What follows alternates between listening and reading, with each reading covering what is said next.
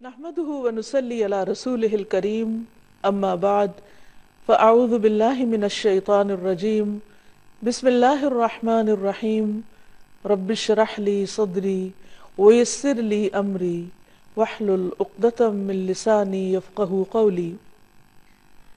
ناظرین، پروگرام اللہ کے خوبصورت نام کے ساتھ آپ کی خدمت میں حاضر ہیں۔ آج ہم انشاءاللہ اللہ سبحانہ و تعالیٰ کے نام الملک پر بات کریں گے۔ الملک کا معنی ہے حقیقی بادشاہ۔ قرآن مجید میں اللہ سبحانہ وتعالیٰ کا ارشاد ہے فَتَعَالَى اللَّهُ الْمَلِكُ الْحَقُّ لَا إِلَٰهَ إِلَّا هُوَ رَبُّ الْعَرْشِ الْكَرِيمِ، بس بہت بلند ہے اللہ جو سچا بادشاہ ہے، اصل بادشاہ ہے، حقیقی بادشاہ ہے، جس کے سوا کوئی الہ نہیں، کوئی معبود نہیں، عزت والے عرش کا مالک، عزت والے عرش کا رب۔ اگر دیکھا جائے تو دنیا میں جتنے بھی بادشاہ ہیں اللہ سبحانہ و تعالیٰ ان سب کا بادشاہ ہے۔ وہ بادشاہ جس کے حکم پر تمام کائنات چلتی ہے، جو بلا روک ٹوک ہر چیز پر اپنا حکم نافذ کر سکتا ہے اور اسے اس میں کوئی روکنے والا نہیں۔ حقیقت یہ ہے کہ سب تعریف اسی کے لیے ہے، سب امور اسی کی طرف لوٹائے جاتے ہیں، اور اس کی بادشاہت کوئی عام بادشاہت نہیں ہے۔ وہ عرش پر بلند ہے، اور عرش ساتوں آسمان اور ساتوں زمینیں اللہ کی کرسی کے سامنے ایسے ہیں جیسے ایک وسیع صحرا میں ایک چھوٹی سی مندری، ایک چھوٹا سا رنگ، اور پھر اللہ سبحانہ تعالیٰ کے عرش کے سامنے وہ کرسی ایک چھوٹے سے رنگ کی طرح ہے۔ آپ سوچئے کہ وہ عرش کتنا بلند ہے، اور جو خود اس پر مستوی ہے وہ کتنا بڑا ہے، کتنا عظیم ہے۔ وہ ہے ہمارا رب، ہمارا مالک اور حقیقی بادشاہ۔ اور اس دنیا میں جتنے بھی کام امور پاتے ہیں، جتنی بھی چیزیں چل رہی ہیں، جو کچھ بھی ہو رہا ہے، دراصل وہ سب اسی کے حکم پر چل رہا ہے، اور اس پر اسی اکیلے کا فیصلہ نافذ ہے۔ وہ ہر چیز کو سنتا ہے، دیکھتا ہے اور اپنی مرضی کے مطابق چلاتا ہے۔ وہ ہر چیز کے پوشیدہ اور ظاہر سے آگاہ ہے۔ وہ جس کو جو چاہتا ہے عطا کرتا ہے، اور جس سے جو چیز چاہتا ہے روک لیتا ہے۔ وہ جس کو جیسے جتنا چاہے بدلہ دیتا ہے، جس کو چاہتا ہے عزت دیتا ہے، جس کو چاہتا ہے رسوا کر دیتا ہے، جس کو چاہتا ہے رزق دیتا ہے، اور جس سے چاہے رزق روک لیتا ہے، جس کو چاہے زندگی دیتا ہے، اور جس سے چاہے زندگی واپس لے لیتا ہے اور اس کو موت دے دیتا ہے۔ یہ ہے ہمارا رب، حقیقی بادشاہ۔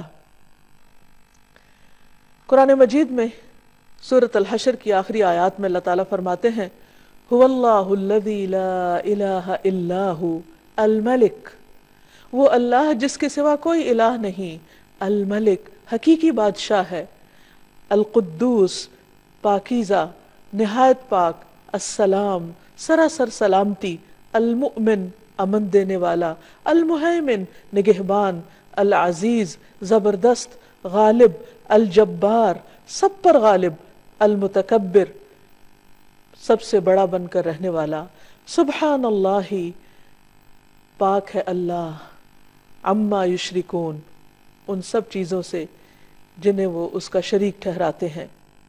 تو حقیقت یہ ہے کہ اللہ سبحانہ تعالیٰ کے ہیں اچھے اچھے نام، اور ان ناموں میں سے ایک خوبصورت نام الملک ہے۔ حضرت علی رضی اللہ عنہ کہتے ہیں کہ جب نبی صلی اللہ علیہ وسلم نماز کے لیے کھڑے ہوتے تو آغاز یوں کرتے اللہم انت الملک لا الہ الا انت، اے اللہ تو ہی بادشاہ ہے، تو ہی اصل بادشاہ ہے، تیرے سوا کوئی الہ نہیں۔ اور یہ اللہ کے رسول ہیں صلی اللہ علیہ وسلم جو اللہ سبحانہ تعالیٰ کی بادشاہت کا اعتراف کر رہے ہیں۔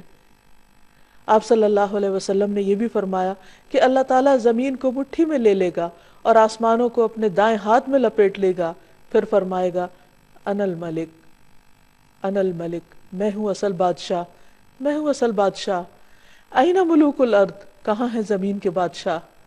اور اس دن بادشاہت صرف اور صرف اللہ ہی کے لیے ہوگی۔ الملک یومئذ للہ، آج حکومت، بادشاہت، اختیار، اقتدار، قبضہ سب صرف اور صرف اللہ کے ہاتھ میں ہے۔ نبی صلی اللہ علیہ وسلم نے فرمایا جب رات کا ایک تہائی حصہ گزر جاتا ہے تو اللہ تعالیٰ آسمان دنیا پر نزول فرماتے ہیں اور اعلان کرتے ہیں انا الملک، انا الملک، میں ہوں بادشاہ، میں ہوں بادشاہ، کون ہے جو مجھ سے دعا کرے تو میں اسے قبول کر لوں۔ یعنی بادشاہ حقیقی جو عرش عظیم کا مالک ہے وہ ہمیں پکارتا ہے اور ہم سے چاہتا ہے کہ ہم اس سے مانگیں اور وہ ان سب کو عطا کرے جو وہ چاہیں۔ کون ہے جو مجھ سے سوال کرے کہ میں اسے عطا کروں، کون ہے جو مجھ سے بخشش مانگے تو میں اسے بخش دوں۔ اور یہ اعلان مسلسل طلوع فجر تک ہوتا رہتا ہے۔ تو اس وقت بھی اللہ سبحانہ وتعالیٰ اپنا تعارف الملک کے طور پہ کرواتے ہیں کہ بندو یاد رکھو میں ہوں تمہارا حقیقی بادشاہ۔ اور جو حقیقی بادشاہ ہے وہ بادشاہ مطلق ہے، ایبسولیوٹ اتھارٹی ہے اس کے پاس، وہ جو جب جیسے چاہے کرے۔ تبارک الذی بیدہ الملک وہو علی کل شیء قدیر، بہت برکت والا ہے وہ جس کے ہاتھ میں ہر چیز کا کنٹرول ہے، بادشاہت ہے، اور وہ ہر چیز پر پورا اختیار رکھتا ہے، پوری قدرت رکھتا ہے۔ سورۃ الفرقان میں اللہ تعالیٰ فرماتے ہیں الذی لہ ملک السماوات والارض ولم یتخذ ولدا ولم یکن لہ شریک فی الملک وَلَمْ يَكُنْ لَهُ شَرِيكٌ فِي الْمُلْكِ، کہ اللہ سبحانہ وتعالیٰ وہ ہے کہ جس کے ہاتھ میں آسمانوں اور زمین کی بادشاہت ہے۔ یعنی وہ صرف زمین کا نہیں بلکہ آسمانوں کا بھی بادشاہ ہے، اور آسمانوں میں جو مخلوق رہتی ہے اور جو کچھ بھی اس نے بنایا ہے ان سب کا بادشاہ حقیقی ہے۔ وَلَمْ يَتَّخِذْ وَلَدًا، اور وہ ایسا بادشاہ ہے جس کا کوئی بیٹا نہیں ہے، کوئی اس کے اقتدار میں کہیں سے بھی شریک نہیں۔ وَلَمْ يَتَّخِذْ وَلَدًا وَلَمْ يَكُنْ لَهُ شَرِيكٌ فِي الْمُلْكِ، اور اس کی بادشاہت میں کوئی بھی شریک نہیں، یعنی مکمل اختیار رکھنے والا۔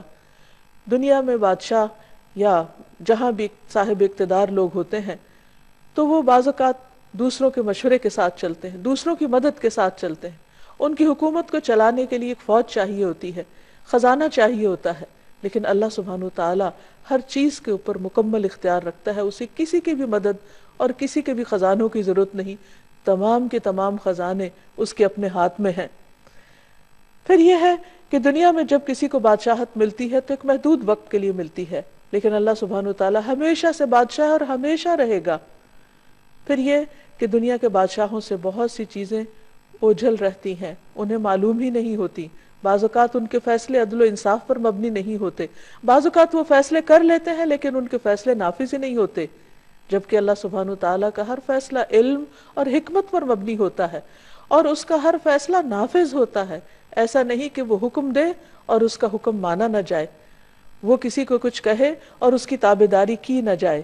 ہاں، وقتی طور پر اگر انسان کو کچھ اختیار حاصل ہے تو وہ بھی بہت محدود ہے اور اس کے بارے میں بھی اس سے پوچھا جائے گا۔ تو بحیثیت مسلمان ہمارا اس بات پر پورا یقین اور پورا ایمان ہونا چاہیے کہ اصل بادشاہت اللہ ہی کے لیے ہے، اور اگر زمین پر اللہ نے مجھے کسی بھی معاملے میں کچھ بھی اختیار دیا ہے تو صرف یہ وقتی ہے اور اس کا بھی حساب ہونے والا ہے، لیکن اللہ سبحانہ وتعالیٰ ہی حقیقی بادشاہ ہے۔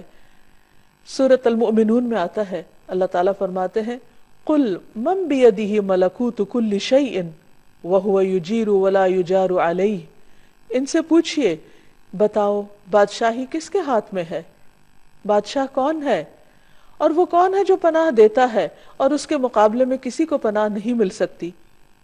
سورۃ یاسین میں اللہ تعالیٰ فرماتے ہیں فَسُبْحَانَ الَّذِي بِيَدِهِ مَلَكُوتُ كُلِّ شَيْءٍ وَإِلَيْهِ تُرْجَعُونَ، پاک ہے وہ اللہ، وہ ذات جس کے ہاتھ میں ہر چیز کی بادشاہت ہے، ہر چیز پر وہ چھایا ہوا ہے، ہر چیز پر غالب ہے، ہر چیز پر اس کا حکم چلتا ہے، اور تم سب اسی کی طرف لوٹائے جاؤ گے، اسی کے پاس پہنچو گے، پھر وہ تم سے حساب لے گا، تم سے پوچھے گا۔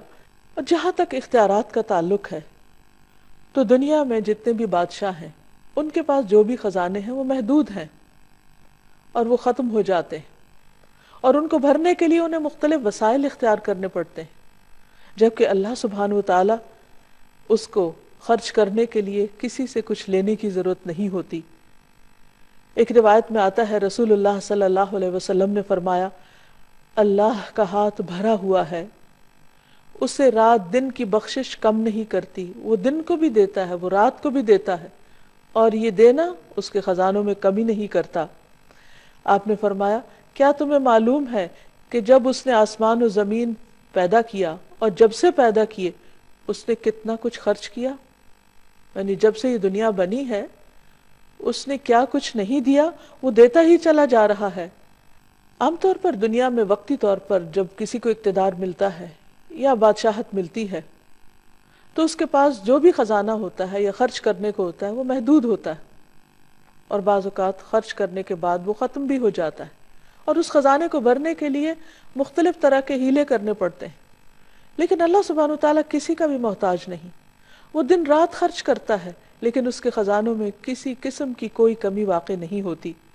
رسول اللہ صلی اللہ علیہ وسلم نے فرمایا، اللہ تعالیٰ کا ہاتھ بھرا ہوا ہے اور وہ اس میں سے دن رات خرچ کرتا ہے، لیکن تمہیں معلوم ہے کیا کہ جب سے اس نے آسمان و زمین پیدا کیے ہیں اس نے کتنا خرچ کیا ہے؟ اس نے بھی اس میں یعنی اس وقت سے خرچ کرنے نے اس میں کوئی کمی نہیں کی، یعنی اس کا ہاتھ پھر بھی بھرا ہوا ہے، وہ جتنا بھی دیتا چلا جائے اس کے خزانے کم نہیں ہوتے، وہ کسی کا محتاج نہیں، اسے کسی سے قرض نہیں لینا ہوتا، اسے کسی سے لے کر نہیں دینا، وہ پوری طرح مالک بھی ہے اور پھر بادشاہ بھی ہے۔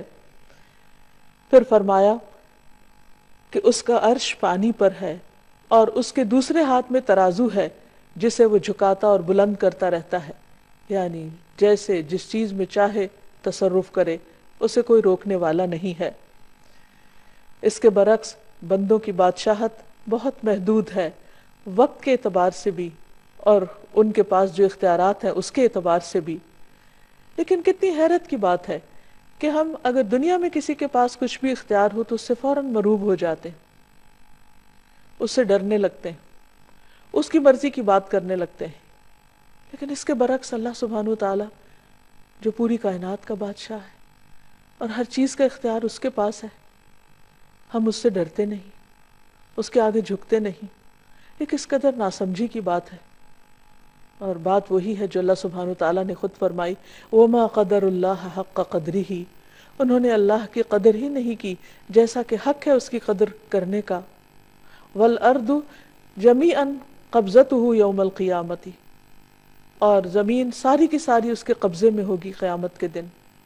وَالسَّمَاوَاتُ مَطْوِيَّاتٌ بِيَمِينِهِ، اور آسمان اس کے دائیں ہاتھ میں لپٹے ہوئے ہوں گے، یعنی ہر چیز اس کے قبضہ قدرت میں ہے، اختیار میں ہے۔ اس کے باوجود ہم پوری طرح اس کے آگے نہیں جھکتے، پوری طرح اس کے طریقوں پر نہیں چلتے، اس کو راضی کرنے کی فکر نہیں کرتے، اور اس کے برعکس جن کے پاس محدود اختیارات ہیں، چونکہ وہ ظاہر سامنے نظر آتے ہیں اس لیے انہی سے مروب ہو جاتے ہیں، اور اللہ جو الملک الحق ہے، حقیقی بادشاہ ہے، اس کو بھول جاتے ہیں۔ پھر آپ دیکھیے کہ اللہ سبحانہ وتعالیٰ جیسی قدرت بھی کسی کے پاس نہیں۔ عبداللہ بن مسعود کہتے ہیں کہ علماء یہود میں سے ایک شخص رسول اللہ صلی اللہ علیہ وسلم کے پاس آیا اور کہا، اے محمد، ہم تورات میں پاتے ہیں کہ اللہ تعالیٰ آسمانوں کو ایک انگلی پر اٹھا لے گا اور زمین کو ایک اور انگلی پر اٹھا لے گا اور درختوں کو ایک انگلی پر اور پانی اور مٹی کو ایک انگلی پر اور تمام مخلوقات کو ایک انگلی پر، اور پھر فرمائے گا انا الملک، میں ہوں بادشاہ، میں ہوں بادشاہ۔ نبی صلی اللہ علیہ وسلم نے جب اس عالم کی بات سنی تو آپ مسکرا دیے، اور دراصل یہ مسکراہٹ اس یہودی عالم کی تصدیق کے طور پر تھی۔ پھر آپ نے یہ آیت تلاوت فرمائی، وَمَا قَدَرُ اللَّهَ حَقَّ قَدْرِهِ وَالْأَرْضُ جَمِيعًا قَبْضَتُهُ يَوْمَ الْقِيَامَةِ وَالسَّمَاوَاتُ مَطْوِيَّاتٌ بِيَمِينِهِ سُبْحَانَهُ وَتَعَالَى عَمَّا يُشْرِكُونَ، اور ان لوگوں نے اللہ کی قدر نہیں کی جیسا کہ اس کی قدر کرنے کا حق ہے، اور ساری زمین قیامت کے دن اس کی مٹھی میں ہوگی، اس کے ہاتھ میں ہوگی، اور آسمان دائیں ہاتھ میں لپٹے ہوئے ہوں گے۔ وہ ان لوگوں کے شرک سے بالکل پاک اور بلند تر ہے، یعنی لوگ اللہ سبحانہ وتعالیٰ کی عظمت کو اس طرح محسوس نہیں کرتے جس طرح کرنا چاہیے، پھر یہ بھی یاد رہے کہ اللہ سبحانہ وتعالیٰ کی بادشاہت میں کبھی بھی کسی قسم کی کوئی کمی نہیں آئے گی۔ اللہ تعالیٰ فرماتے ہیں اگر تم سب اولین و آخرین، یعنی سارے کے سارے انسان، اور نہ صرف یہ کہ انسان بلکہ جن بھی، کہ تمہارے اول پہلے انسان سے لے کے آخری انسان تک، اور تمام کے تمام جن پہلے جن سے لے کر آخری جن تک، تم سب اس آدمی کے دل کی طرح ہو جاؤ جو سب سے زیادہ تقوی والا ہو، تو بھی تم میری سلطنت میں کچھ اضافہ نہیں کر سکتے۔ یعنی عام طور پر انسان یہ سمجھتا ہے کہ جب وہ عبادت کرتا ہے یا اللہ کی بندگی کرتا ہے یا کوئی بھی اس کی خاطر کام کرتا ہے تو شاید وہ اللہ تعالیٰ کو فائدہ پہنچاتا ہے، حالانکہ ایسا نہیں ہے۔ اللہ تعالیٰ فرماتے ہیں کہ اگر تم سارے سجدے میں بھی پڑے رہو تو اس سے میری حکومت، میری بادشاہت میں کچھ اضافہ نہیں ہوگا۔ اسی طرح اے میرے بندو، اگر تم سب اولین و آخرین، جن و انس، ایک آدمی کی طرح ہو جاؤ جو سب سے زیادہ بدکار ہے، تو پھر بھی تم میری سلطنت میں کسی قسم کی کوئی کمی نہیں کر سکتے۔ یعنی اگر اس زمین پر اول سے لے کر آخر تک قیامت تک کوئی ایک بندہ بھی کوئی عبادت نہ کرے، کسی قسم کی کوئی تسبیح نہ کرے، کوئی ذکر نہ کرے، کوئی اس کی اطاعت نہ کرے، تو بھی اللہ سبحانہ وتعالیٰ کی حکومت میں، بادشاہت میں، اقتدار میں، اختیار میں، اس کی طاقت اور غلبے میں کوئی کمی نہیں آ سکتی، کسی قسم کی کوئی کمی۔ ہم اسے کوئی نقصان نہیں دے سکتے۔ تو پھر یہ سب کچھ اصل میں خود ہمارے اپنے ہی فائدے میں ہے۔ جب ہم اللہ تعالیٰ کی عبادت کرتے ہیں تو اس کو تو کچھ نہیں ملتا، لیکن یہ عبادت ہمارے لیے باعث سعادت ہوتی ہے۔ جب ہم اس کا ذکر کرتے ہیں تو اس کو کچھ نہیں ملتا، اس لیے کہ زمین و آسمان کی ہر چیز اس کی تسبیح کر رہی ہے، لیکن یہ تسبیح اور یہ ذکر خود ہمارے اپنے دلوں کی تسکین کا باعث بنتا ہے۔ اس لیے بندہ جب بھی اللہ سبحانہ وتعالیٰ کی طرف رغبت کرے تو اس سے ڈرتے ہوئے اور اس سے امید رکھتے ہوئے، اس سوچ کے ساتھ نہیں کہ میں اپنی عبادت سے اس کو کچھ فائدہ پہنچانے چلا ہوں۔ پھر فرمایا اے میرے بندو، تم سب اولین و آخرین، جن و انس، ایک صاف چٹیل میدان میں کھڑے ہو جاؤ اور سب مجھ سے مانگو، اور میں تم سب کو وہ سب کچھ دوں جو تم مانگ رہے ہو۔ تو اس سے میری حکومت میں، میری بادشاہت میں اتنی بھی کمی نہیں ہوگی جتنی ایک سمندر کے اندر سوئی ڈالنے کے بعد نکالی جائے اور اس میں جو پانی لگا ہو، تو اتنی قلیل مقدار میں بھی اس سمندر کے مقابلے میں جو کمی ہوتی، میری بادشاہت میں وہ بھی کمی نہیں ہوگی۔ تو اس سے پتہ چلتا ہے کہ اللہ سبحانہ وتعالیٰ کی بادشاہت کیسی ہے، اور اس کے خزانے کیسے ہیں، اور اس کی حکومت کیسی ہے، اور اس کا اقتدار کیسا ہے۔ پھر آپ دیکھیے کہ اس کی بادشاہت کی وسعت، اس کا بھی ہم اندازہ نہیں کر سکتے۔ نبی صلی اللہ علیہ وسلم نے فرمایا میں خوب جانتا ہوں کہ اہل جہنم میں سے کون سب سے آخر میں نکلے گا۔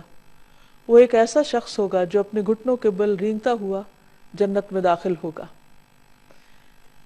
یعنی جہنم سے گھٹنوں کے بل گھسٹتا ہوا باہر نکلے گا تو اللہ سبحانہ وتعالیٰ اسے حکم دیں گے کہ جاؤ جنت میں داخل ہو جاؤ۔ وہ جنت میں آئے گا، لیکن اسے ایسے معلوم ہوگا کہ جیسے جنت بھری ہوئی ہے، تو واپس اللہ تعالیٰ کے پاس جائے گا اور کہے گا یا رب جنت تو بھر گئی ہے۔ اللہ تعالیٰ اسے فرمائیں گے کہ جاؤ جنت میں چلے جاؤ۔ پھر وہ جائے گا، پھر وہ دیکھے گا کہ جنت بہت آباد ہے، وہ واپس آئے گا اور کہے گا اے رب جنت تو بھری ہوئی معلوم ہوتی ہے، میں نے جنت کو بھرا ہوا پایا ہے۔ تو اللہ تعالیٰ پھر فرمائے گا کہ جاؤ جنت میں داخل ہو جاؤ، میں تمہیں دنیا کی مانند اور اس سے 10 گنا زیادہ دیتا ہوں۔ سوچئے اس دنیا میں کیا کچھ، یعنی عام طور پر ایک انسان کے بس میں نہیں کہ وہ ایک انسان کیا، آج تک اتنی تحقیقات ہوئی، اتنا کچھ انسانوں نے پڑھا لکھا، بڑی بڑی یونیورسٹیاں قائم ہوئی، لیکن پوری زمین کو ایکسپلور نہیں کر سکے اور اس کے پورے خزانوں کو بھی۔ تو اللہ سبحانہ وتعالیٰ جہنم سے نکلنے والے آخری شخص سے فرمائے گا کہ جاؤ میں تمہیں دنیا اور اس جیسی 10 دنیایں تمہیں دیتا ہوں، اور یہ وہ ہے جو سب سے آخر میں جنت میں پہنچنے والا ہوگا۔ تو آپ خود سوچئے کہ جن کو جنت الفردوس عطا ہوئی اور جن کو جنت کے بلند درجات نصیب ہوئے، ان کو کیا کچھ اللہ تعالیٰ عطا فرمائیں گے۔ یہ ہے اصل بادشاہ، حقیقی بادشاہ، کہ جس کو جتنا دینا چاہے وہ دے سکتا ہے، اور سب کچھ دینے کے بعد بھی اس کے اپنے خزانوں میں کچھ کمی واقع نہیں ہوتی۔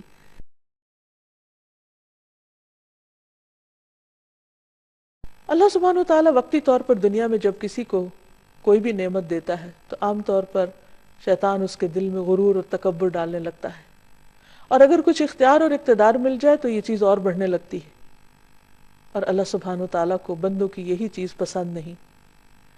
رسول اللہ صلی اللہ علیہ وسلم نے فرمایا، اللہ عز و جل فرماتے ہیں کہ تکبر میری چادر ہے اور عظمت میری ازار ہے، پس جو کوئی مجھ سے اس کے بارے میں جھگڑا کرے گا میں اسے آگ میں پھینک دوں گا۔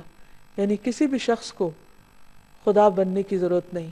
اگر کوئی اپنے آپ کو خود مختار اور مالک الملک سمجھتا ہے کہ سب حکومت اور سب اختیار اور سب اقتدار میرے پاس ہے اور مجھے کوئی نقصان نہیں دے سکتا یا میں سب کچھ کر سکتا ہوں، تو اس سے بڑی غلط فہمی کوئی نہیں۔ دنیا میں انسان کو چھوٹی یا بڑی کوئی بھی جو نعمت ملے، ہمیشہ انسان ہمبل رہے، شکر ادا کرتا رہے، اسے اللہ کی دی ہوئی نعمت سمجھے اور اپنے آپ کو کبھی بھی اس کا حقیقی مالک نہ سمجھے۔ جو کچھ ہے عارضی طور پر ہے، ایک امتحان کے لیے ہے اور جلد ہمارے ہاتھوں سے نکل جانے والا ہے، اس لیے اصل اختیار اللہ کے پاس ہے۔ پھر اسی طرح یہ بھی یاد رہے کہ اللہ سبحانہ وتعالیٰ کی بادشاہت ایسی بادشاہت ہے کہ جس میں حکم دینے یا روکنے اور کسی بھی چیز کو کرنے کا مکمل اختیار اس کے پاس ہے۔ ارشاد باری تعالیٰ ہے، بدیع السماوات والارض وَإِذَا قَضَى أَمْرًا فَإِنَّمَا يَقُولُ لَهُ كُن فَيَكُونُ۔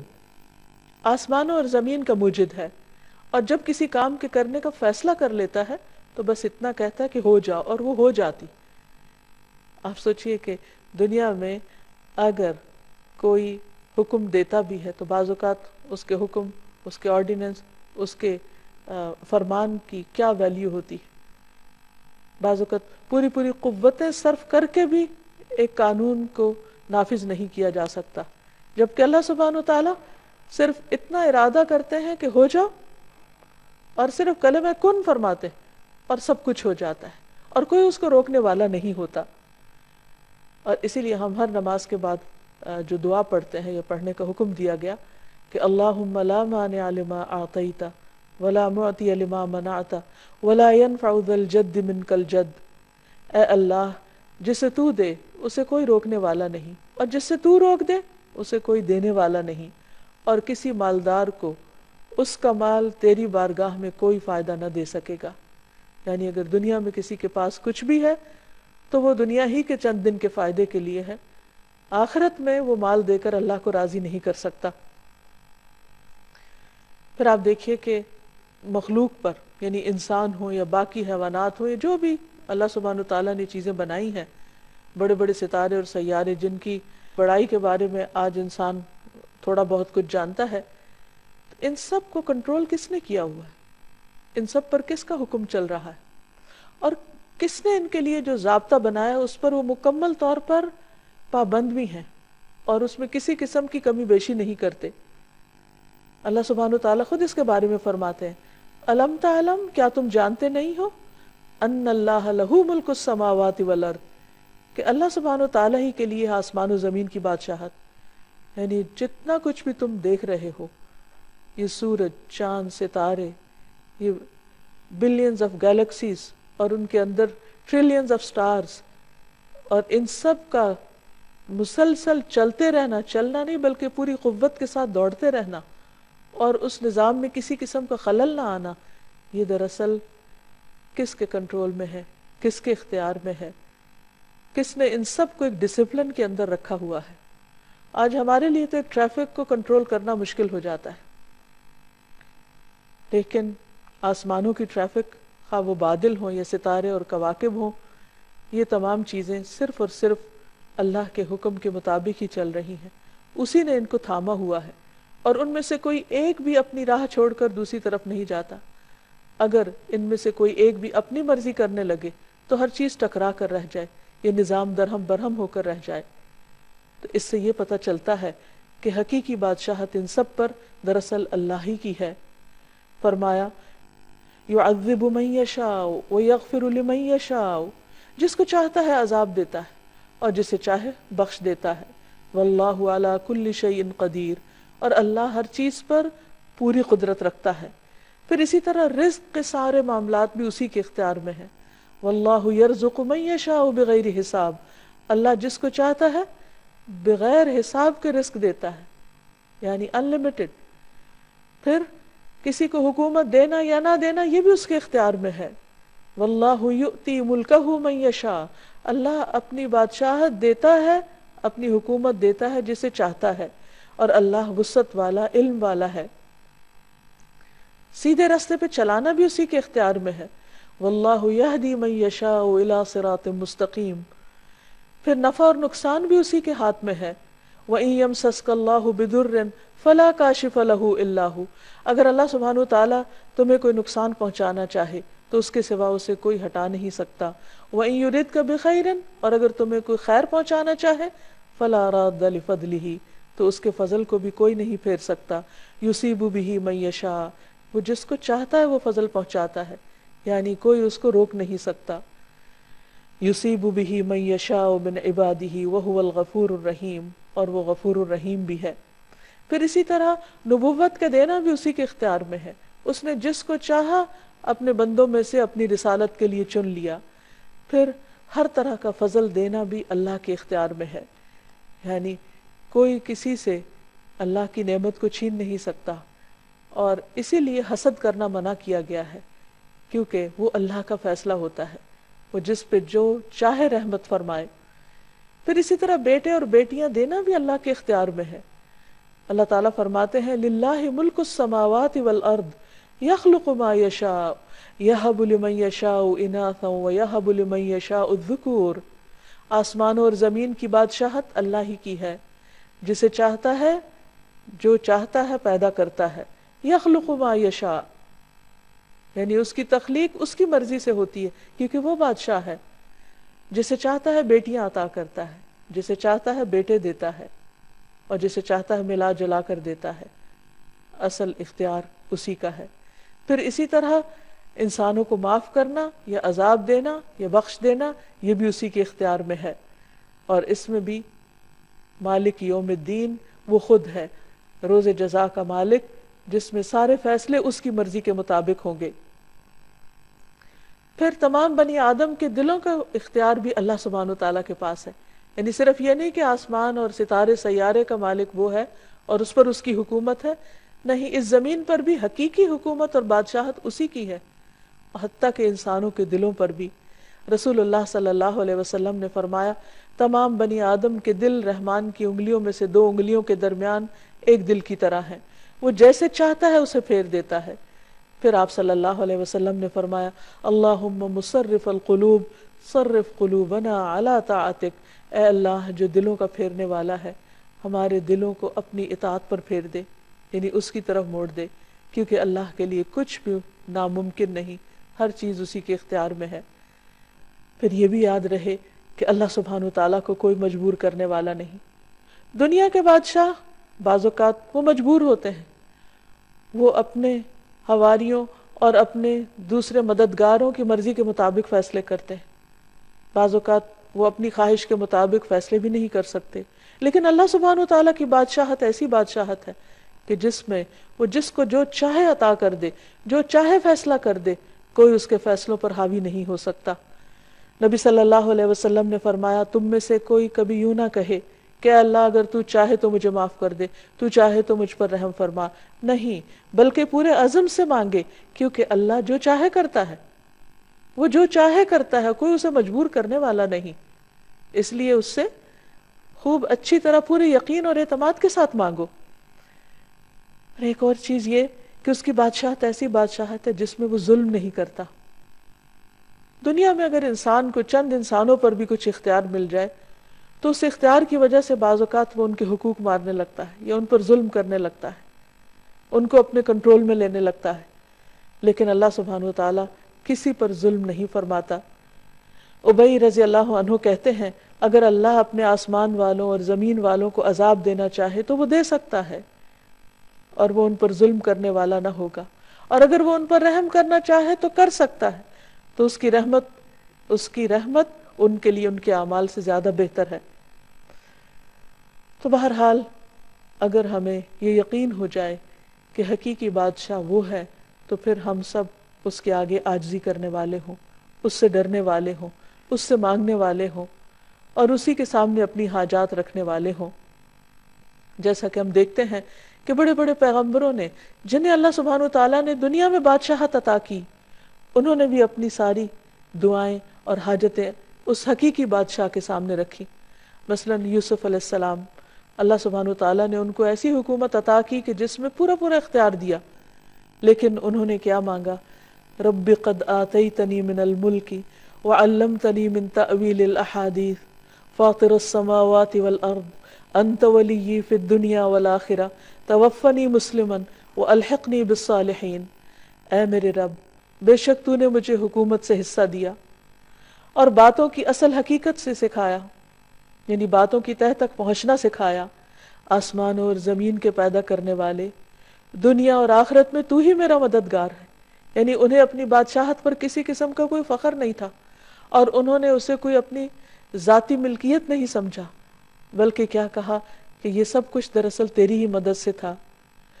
تو مجھے اسلام کی حالت میں فوت کرنا، یعنی میرے لیے سعادت کیا ہے کہ میں تیرا بندہ بن کے جیوں اور میری موت بھی تیری بندگی میں آئے، تیری فرما برداری میں آئے، اور تو مجھے نیک لوگوں کے ساتھ ملا۔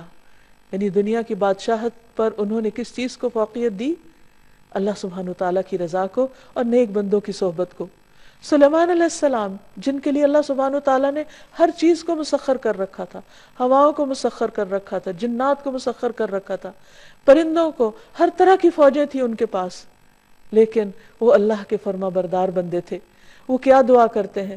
رب اغفر لی وہب لی ملکا لا ينبغی لأحد من بعدی انک انت الوہاب۔ وہ بھی اللہ ہی سے مانگتے ہیں، اے رب مجھے بخش دے۔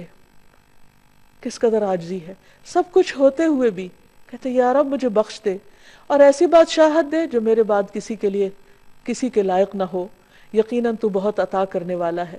یعنی ایک طرف اپنی بخشش اور دوسری طرف جو ان کے دل میں تھا انہوں نے مانگا اور پورے یقین کے ساتھ مانگا۔ پھر اسی طرح ذوالقرنین، اللہ سبحانہ وتعالیٰ نے ان کو بھی بہت کچھ اختیار دیا، اور یہاں تک دیا کہ تو لوگوں کے بارے میں جیسا بھی تصرف کرنا چاہے کرے، لیکن انہوں نے بھی کس طرح اللہ سبحانہ وتعالیٰ کو راضی کرنے کے لیے بندوں کے ساتھ احسان کیا اور اپنے اقتدار سے کسی طرح کا ناجائز فائدہ نہیں اٹھایا۔ تو اصل بندے اللہ کے پسندیدہ وہی ہیں کہ جو سب کچھ رکھتے ہوئے بھی حقیقی بادشاہ اللہ تعالیٰ ہی کو سمجھے۔ پھر اللہ سبحانہ وتعالیٰ جب اس سے اس نام کے ساتھ دعا کی جاتی ہے تو وہ اس کو پسند فرماتا ہے۔ حضرت علی رضی اللہ تعالیٰ عنہ نے نبی صلی اللہ علیہ وسلم کی جو دعا نماز کے شروع میں کوٹ کی ہے، اس میں اللہ تعالیٰ کے حضور کس طرح عاجزی اور انکساری کا اظہار ہے۔ اللہم انت الملک، اے اللہ تو ہی بادشاہ ہے، لا الہ الا انت، تیرے سوا کوئی الہ نہیں، انت ربی، تو میرا رب ہے، وانا عبدک، اور میں تیرا بندہ ہوں، ظلمت نفسی، میں نے اپنی جان پہ ظلم کیا ہے، واعترفت بذنبی، اور میں اپنے گناہ کا اعتراف کرتا ہوں، فاغفر لی ذنوبی جمیعا، اللہ تو میرے سارے گناہوں کو معاف کر دے، انہ لا یغفر الذنوب الا انت، تیرے سوا گناہوں کو کوئی معاف نہیں کر سکتا، واہدنی لاحسن الاخلاق، اللہ مجھے بہترین اخلاق عطا کر، لا یہدی لاحسنھا الا انت، تیرے سوا بہترین اخلاق کی طرف کوئی رہنمائی نہیں کر سکتا، وصرف عنی سیئہا لا یصرف عنی سیئہا الا انت، اور تو مجھ سے میری برائیاں دور کر دے، ان برائیوں کو کوئی دور نہیں کر سکتا سوائے تیرے۔ پھر اسی طرح نبی صلی اللہ علیہ وسلم قیام کی حالت میں یہ دعا پڑھا کرتے تھے، سبحان ذی الجبروت والملکوت والکبریاء والعظمہ۔ آپ صلی اللہ علیہ وسلم کا مقام کتنا بلند ہے، لیکن جب اللہ کے حضور ہاتھ باندھ کر کھڑے ہوتے تو کس طرح اپنے رب کی تعریف بیان کرتے، سبحان ذی الجبروت والملکوت والکبریاء والعظمہ، پاک ہے وہ جو طاقت والا، سلطنت والا، کبریائی والا اور عظمت والا ہے۔ جو شخص جتنی زیادہ اللہ کی معرفت رکھتا ہے اتنے ہی خوبصورت الفاظ میں اللہ سبحانہ وتعالیٰ کو یاد کرتا ہے۔ پھر اسی طرح جو اللہ سبحانہ وتعالیٰ کے پسندیدہ کلمات ہیں ان میں سے لا الہ الا اللہ وحدہ لا شریک لہ لہ الملک وَلَهُ الْحَمْدُ وَهُوَ عَلَى كُلِّ شَيْءٍ قدیر ہے۔ نبی صلی اللہ علیہ وسلم جب نماز کے بعد سلام پھیرتے تو یہ کلمہ پڑھا کرتے تھے ہر نماز کے بعد کہ اللہ کے سوا جو صرف ایک ہے، کوئی اور معبود نہیں، اس کا کوئی شریک نہیں، لہ الملک، ساری بادشاہت اسی کی ہے اور سب تعریف بھی اسی کی ہے اور وہ ہر چیز پر قادر ہے۔ پھر صبح و شام کی دعاؤں میں بھی نبی صلی اللہ علیہ وسلم جو کلمات پڑھتے، امسینا و امسل الملک للہ، کہ ہم نے شام کی اور ساری ملک نے، یعنی اللہ کی جتنی بھی بادشاہت میں جو اختیار ہے ہر چیز نے اللہ ہی کے لیے شام کی، یعنی اللہ ہی کے حکم کے مطابق، والحمد للہ، اور ساری تعریف اللہ کے لیے۔ اور پھر آگے مزید دعا بھی ہے۔ پھر اسی طرح صفا و مروہ کا طواف کرتے وقت بھی جو دعا سکھائی گئی اس میں بھی اللہ سبحانہ و تعالیٰ کے ملک کا اعتراف ہے۔ تو ہمارے لیے لازم ہے کہ ہم اللہ تعالیٰ کو بادشاہ حقیقی سمجھیں اور اس کے آگے ہمبل ہو جائیں، اس کی اطاعت اور فرما برداری کریں، اس کی اس بادشاہت میں کسی کو شریک نہ سمجھیں اور شرک کو گناہ عظیم سمجھیں، اللہ کے سوا کسی اور کو اختیار والا نہ سمجھیں، کیونکہ سب کے پاس جو بھی اختیار ہے وہ محدود ہے اور حقیقی معنوں میں دینے والا اللہ سبحانہ و تعالیٰ ہے، اور اس سے شدید محبت کرنے والے ہوں، کیونکہ وہ ہر چیز کا مالک ہے، دنیا کی بھی اور آخرت کی بھی۔ اور پھر اس سے ملاقات کا شوق بھی ہمارے اندر ہو۔ جب دنیا میں کسی بڑے انسان کے بارے میں ہم سنتے ہیں تو اس سے ملنے کا شوق ہوتا ہے، اس کے قریب ہونے کا شوق ہوتا ہے، لیکن کیا ہم اللہ کی بڑائی کو سمجھتے نہیں کہ اس کے قرب اور اس کی ملاقات کا کوئی شوق نہیں ہمارے دل میں؟ نہیں۔ اگر ہم واقعی اس کی عظمت کو پہچان جائیں تو پھر اس سے ملاقات کا شوق بھی ہمارے دل میں ہو اور اس کا قرب بھی چاہیں، اور اس کا قرب نماز کے ذریعے حاصل ہوتا ہے۔ اس نے خود ہمیں بتا دیا، وَاسْجُدْ وَاقْتَرِبْ، سجدہ کرو اور قریب ہو جاؤ، کیونکہ وہ عظیم بادشاہ ہے، اور جب اس کو خوش کر دیں گے تو وہ ہمیں خوش کر دے گا۔ جیسے موسیٰ علیہ السلام اپنی قوم سے آگے آگے فوراً اللہ سبحانہ وتعالیٰ کی طرف بڑھے۔ اللہ تعالیٰ نے پوچھا کہ کیا چیز تجھے سب سے پہلے آگے لے آئی؟ وہ کیا چیز تھی جو انہیں اللہ سبحانہ وتعالیٰ کی طرف دوڑا رہی تھی؟ اس کی ملاقات کا شوق تھا۔ تو اللہ سبحانہ وتعالیٰ ہم سب کو اپنی ملاقات کا شوق دے اور اپنی عظمت کا احساس دے۔ وآخر دعوانا ان الحمد للہ رب العالمین۔